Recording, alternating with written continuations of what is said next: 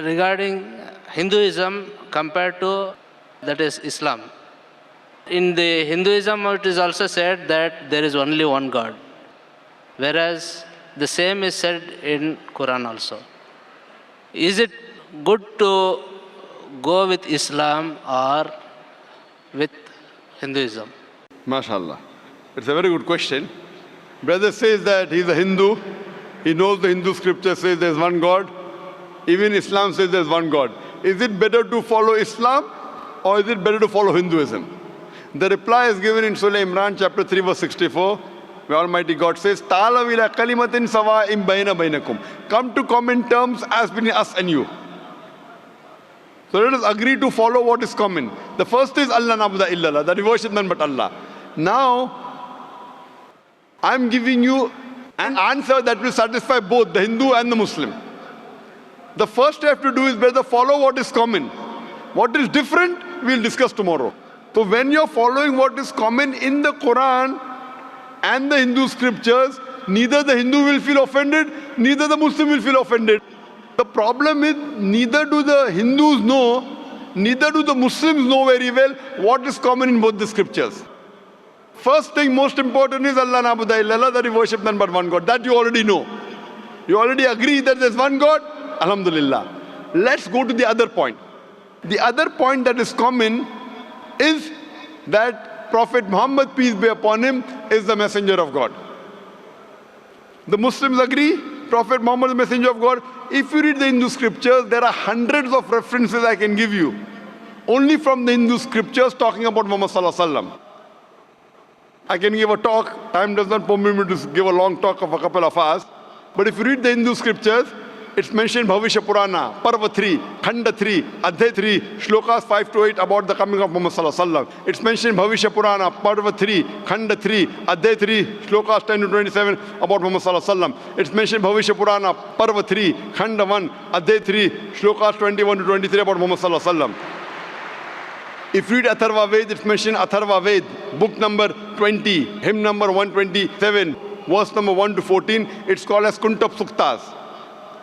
Atharva Ved, book number 20, hymn number 127, verse number 1 to 14. It talks about Muhammad sallallahu alaihi wasallam. It's mentioned Atharva Ved, book number 20, hymn number 21, verse number 6 about Muhammad sallallahu alaihi wasallam. Atharva Ved, book number 20, hymn number 21, verse number 7 of Muhammad sallallahu alaihi wasallam.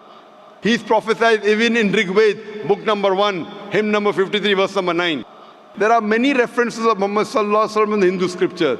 He is called as Ahmad, means one who praises. That was the other name of Prophet Muhammad sallallahu alaihi wasallam. He is mentioned by name as Ahmad in Sam Ved Uttarchik, mantra number 1500. He is mentioned as Ahmad in Sam Ved Indra, chapter number 2, verse number 152. He is also mentioned in Yajurved, chapter 31, verse number 8. In Rigved, book number 8, hymn number 6, verse number 10. He is mentioned in Atharva Ved, book number 8, hymn number 5, verse number 16. In Atharva Ved, book number 20, hymn number 126, verse number 14. He is mentioned by name as Narashansa. Narashansa in Sanskrit means Nar, means man. Shansa means one who's praiseworthy. So Narashansa means a man who's praiseworthy. If you translate into Arabic, it means Muhammad. So Muhammad sallallahu alaihi wasallam is mentioned by name as Narashansa in many places in the Hindu scriptures. In Rigved, book number 1, hymn number 13, verse number 3. Rigved, book number 1, hymn number 18, verse number 9. Rigved, book number 1, hymn number 106, verse number 4. Rigved, book number 1, hymn number 142, verse number 3. He's mentioned Rigved, book number 2, hymn number 3, verse number 2. Rigved, book number 5, hymn number 5, verse number 2. In Rigved, book number 7, hymn number 2, verse number 2. Rigved, book number 10, hymn number 64, verse number 3. Rigved, book number 10, hymn number 1 into verse number 2. In Yajurved, chapter number 21, verse number 55. Yajurved, chapter 20, verse 37. Yajurved, chapter 20, verse 57. Yajurved, chapter 28, verse number 2. Yajurved, chapter 28, verse number 19. Yajurved, chapter 20, verse 42.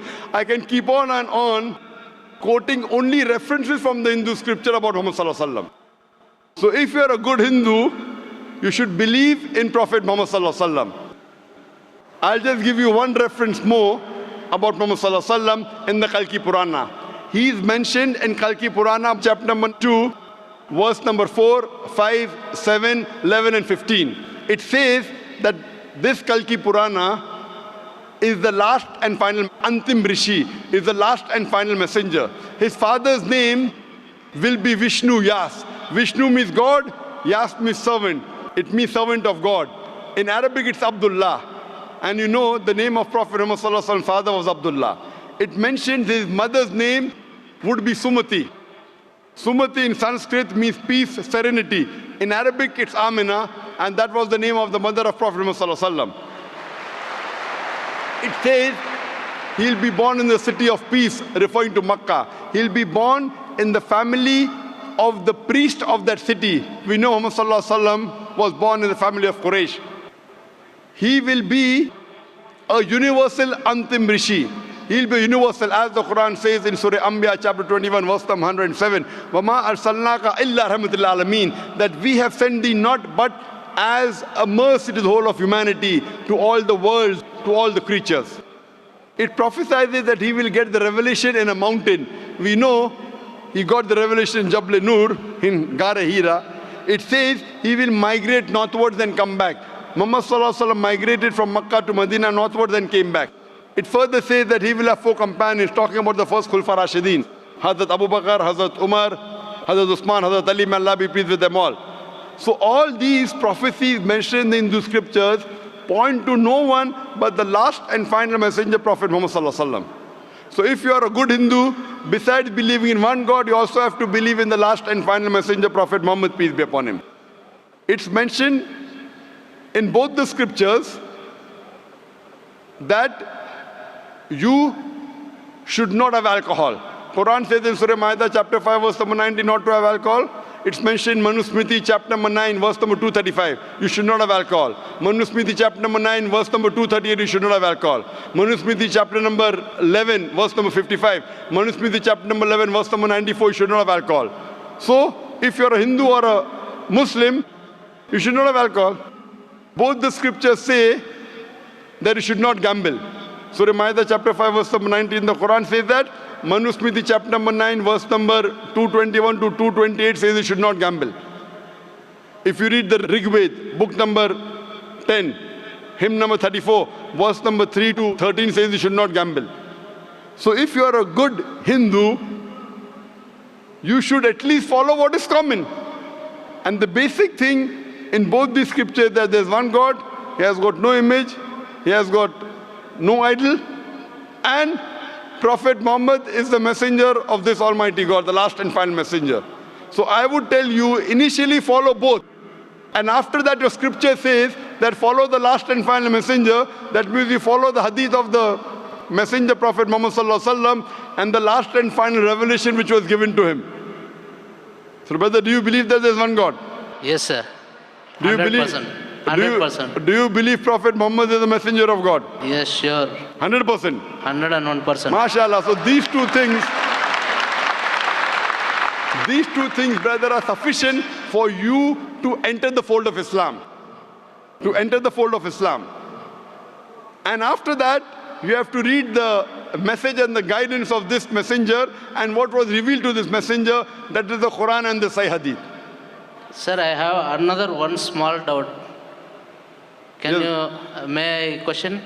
Brother, but do you believe there's one God? Do you believe Muhammad Sallallahu Alaihi Wasallam, messenger of God? Yes, sir. These two are sufficient for you to enter the school of Islam. Sure. Doubts will always be there. Okay then. Thank you. No, but I'm asking the question, do you believe in these two things? Yes. Do you have some doubt that before that you want to Yes, ask? Okay, brother. I do want to ask one more question. Okay, ask one more question, brother. Yeah. In Islam, it is stated that there is no idol worship. Okay? That is number one. Whereas in India, I see people who are doing on this, dargahs, performing all types of pujas like Indians, Hindus. Okay.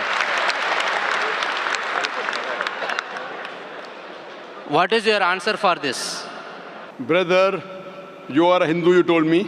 Yes. You know that's mentioned in your scripture, idol worship is wrong. Yes. Yes. Yet in India, I know millions of Hindus who do idol worship. Yes. That means they are not following the scripture. similarly I agree with you, there are many Muslims in India who are not following Quran and Hadith. That is my question. That is my question. That is my answer. That is my answer. Like Hindus are not following the scriptures, there are many Muslims who are not following the scripture. Any Muslim who breaks any law of the Quran or any commandment of the Prophet Muhammad sallallahu alaihi wasallam, he is not a practicing Muslim. Thank you for your kind answer, sir. But brother, I want to tell you that you want to be a practicing Hindu? No. Yes? No. Practicing means you believe that Almighty God does not have any idols? Yeah, I do accept that there is no idol worship. And you believe Prophet Muhammad is the messenger of God? Yes. So do you want to enter into the fold of Islam? Yes, please. Brother, is anyone forcing you to accept Islam? Is anyone forcing you to accept Islam? Nothing, sir. I have come on my own. MashaAllah. So doing out of a free will? 101%. MashaAllah. So inshallah I will say in Arabic and repeat it inshallah. Sure. Go ahead. Ashhadu Ashhadu Allah Allah ilaha ilaha illallah illallah wa ashhadu wa ashhadu anna anna Muhammadan Muhammadan abduhu abduhu wa rasuluhu. wa rasuluhu. I bear witness I bear witness that there is no God there is no God but Allah, but Allah, and I bear witness and I bear witness that Prophet Muhammad Prophet Muhammad is is the messenger of Allah. the messenger of Allah. MashaAllah, you're a Muslim, and Thank may you. Allah subhanahu wa ta'ala guide you more and give you the best in this world and the akhirah.